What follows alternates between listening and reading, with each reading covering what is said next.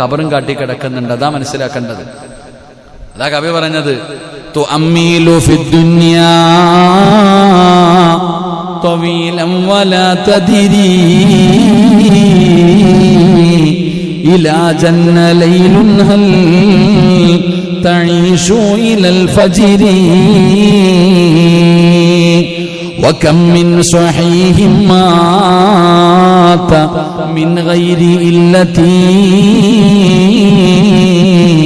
وكم من مريض عاش ദഹ്റൻ അലാ ദഹ്രി.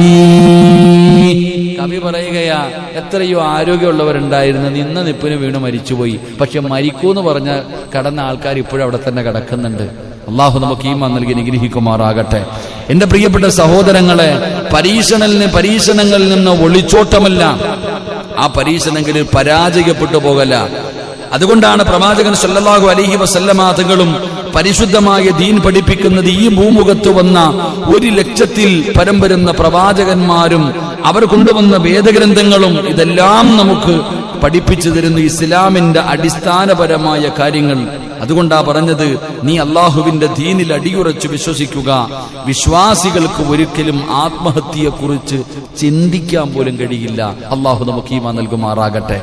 ഒരു മുസ്ലിമിനെ സംബന്ധിച്ചിടത്തോളം തമാശയ്ക്ക് പോലും ഞാൻ ഇപ്പൊ ചത്തുകളയെന്ന് പറയാൻ പറ്റൂല. ബോധമുള്ളവൻ പറയോ? ഈമാനുണ്ടോ ഇല്ലെന്നല്ല, ഒരു വിശ്വാസി, ഒരു മുസ്ലിമിനെ സംബന്ധിച്ചിടത്തോളം ആത്മഹത്യ എന്ന് പറയുന്ന വാക്ക് അവന്റെ നാവിൽ നിന്ന് വരൂല. കാരണം അള്ളാഹുവിന്റെ ദീൻ, ഖുർആൻ, ഹദീസ്, ചരിത്രങ്ങൾ ഇത് മുഴുവനും പഠിച്ചിട്ടുള്ള കേട്ടിട്ടുള്ള ഒരുത്തനും ആത്മഹത്യയെക്കുറിച്ച് സംസാരിക്കുക പോലുമില്ല. അള്ളാഹു നമുക്ക് ഈമാൻ നൽകുമാറാകട്ടെ. അപ്പൊ ആത്മഹത്യയെക്കുറിച്ച് ചിന്തിക്കുന്നവർ മനസ്സിലാക്കേണ്ടത്, ഖുർആൻ പറയുന്ന ഒന്നാമത്തെ കാര്യം, അള്ളാഹുവിന്റെ ദീൻ പറയുന്ന ഒന്നാമത്തെ കാര്യം, എടാ നിന്നെ ഞാൻ പരീക്ഷിക്കും, നിന്റെ മക്കളെ മരിപ്പിക്കും, നിനക്ക് കടം തരും, നിന്റെ കച്ചവടം ഞാൻ പൊളിക്കും, നിന്റെ